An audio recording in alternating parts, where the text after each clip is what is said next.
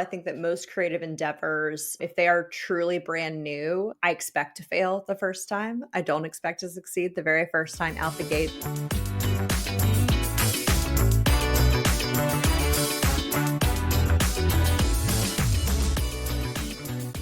Hey everyone, welcome back to Quickfire Marketing. I'm your host, ET. We have a very, very special guest, Robyn, on the line. Robyn, tell us a little bit about yourself. Awesome. Thanks, ET. Hi, everyone. I'm excited to be here. My name is Robyn Showers. I have been in marketing for almost 15 years now, which is crazy to me. I've been in SaaS in particular for about a decade, and I just have a lot of thoughts about marketing. Most of my experience has been in content marketing. Most recently, I was at Vimeo, and I am just fascinated by the market, what it's doing right now, how marketers are responding to it. I think there's a lot of panic out there. And so I've been having a lot of fun the last couple of months just talking to lots of smart people like you, ET, about what's going on and how we should all be reacting. You have a ton of experience working with agencies. I feel like a lot of marketing companies moving forward are just going to leverage consultants. When you're talking to non-marketing people, sometimes the conversation can get a little weird.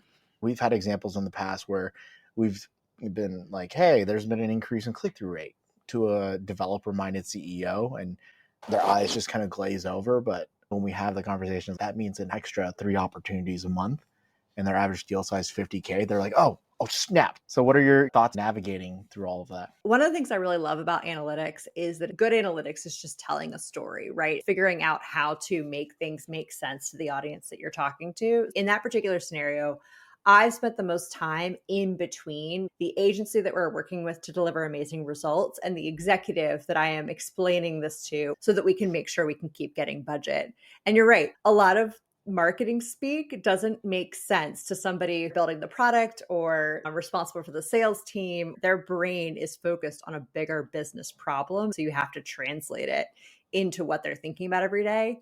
One of the real pitfalls, though, is focusing more on things that we can measure easily and not necessarily on things that create the most impact. A lot of my work is creating long-term programs, and a lot of those take time to show ROI, right? What we're measuring are the early indicators of success. Draw the picture before you start talking about something that's more granular. Selling via marketing or via sales on features, it's a race to the bottom. There's always going to be someone who releases another feature, but if you can sell on, this is what we're actually giving you back, you're going to be the person with the secret weapon. Yeah. How about uncovering that? If other companies are saying that too, what are unique ways that you've done in the past to kind of get a leg up on the competition? It can be really tricky. The hard truth with SaaS marketing is that often there is really not a clear differentiator. We are getting more and more to the point where a lot of software is very similar.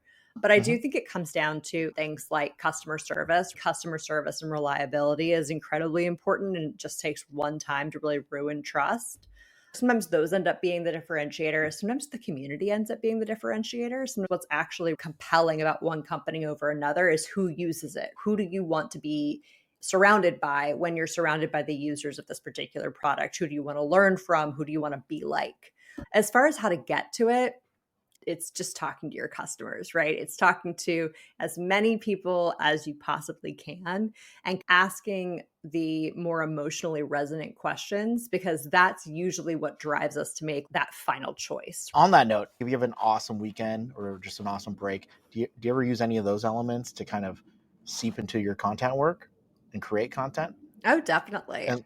I absolutely think you need time away from the problems. Definitely in creative work, I think creatives need a lot of time off the job to sort of play and think and get back to a place where their battery is all filled up and they can create again. Creative juices are flowing, and we're talking about creativity.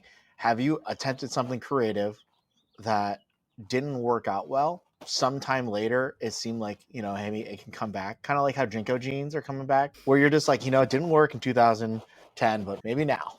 Yes, absolutely. First of all, I think that most creative endeavors, if they are truly brand new, I don't expect to succeed the very first time out the gate. Like, you fail in order to get to the place where you succeed. That's a pretty crucial part of the creative process. I've joined a lot of companies where we've come up with a campaign idea and somebody will say something along the lines of, well, we tried that 5 years ago and it didn't work. almost every time you should still try that campaign idea. 5 years ago, there was a different team involved. It was a different market. You had different customers involved. There were so many variables that were different that it actually has very little bearing on whether or not that idea will work today. Marketing succeeds and fails in the execution, and it is really easy to fail at execution. That means that you haven't properly tested whatever the idea is. More of a question given the times. We're in a moment in the SaaS space and technology space where it's kind of a roller coaster ride for go-to-market teams. You could be doing all the right things and maybe your team ceases to exist in like a week regardless. What are your thoughts on that? And what are some things you're seeing for the future? There's nothing you can do to protect yourself from that. So I think the first thing is like, are you okay enough with risk to be in this right now? Anytime the market gets chaotic like this, it's a scary time to be in tech, but there are also a lot of opportunities. There are new platforms arising. None of us have a perfect AI playbook. It doesn't exist, right? Mm-hmm. So like that's still being written. What should we actually do with it on the product side, but also how should we be using it to be better at our jobs? What are the frameworks that we can still pull forward from what we've learned in our careers, and how do they apply to this new world? My prediction for the future is that that's what the next 5 to 7 years is going to be. The new era of internet is still being formed around us. The go-to-market teams that get ahead are the ones who are able to take in that information and turn that into strategy rather than relying on repeatable playbooks or looking around and seeing what competitors do and copying them. Don't get too hung up on trying to control the market factors around you. We're in for a wild ride the next couple of years. Yeah. That's just the fact. And with technology changing, I've seen some companies do a hard line where they're kind of like isolating themselves, trying to keep everything in place with the old playbooks. And on the flip side, we're seeing people change constantly, a little too much.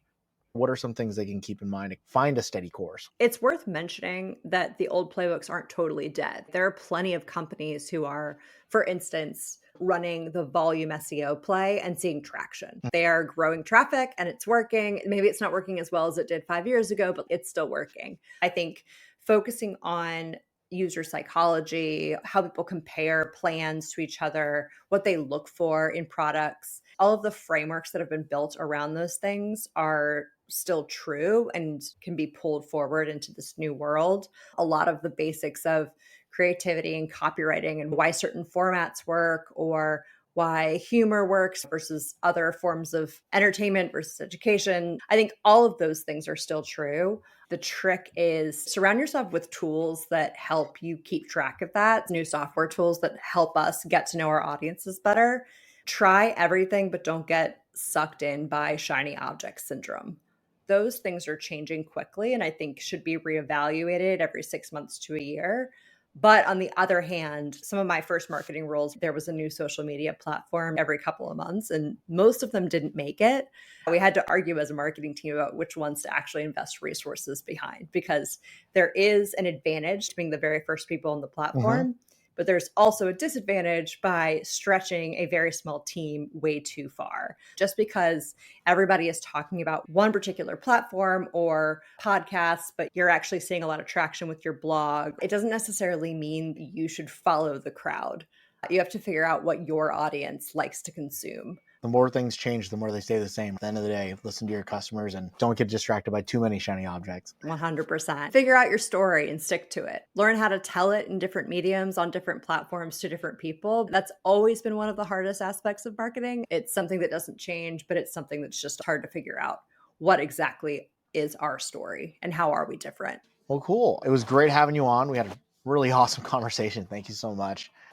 Goodbye to the fans. Guys, you can find Robyn. We'll have her LinkedIn on, and also find us where all podcasts are found. Robyn, any final words? Thanks for having me on. This was really fun. The next thing would be like if those like VR goggles take off, like the Vision Pro and all that, and you could finally just work and draw and type and stuff.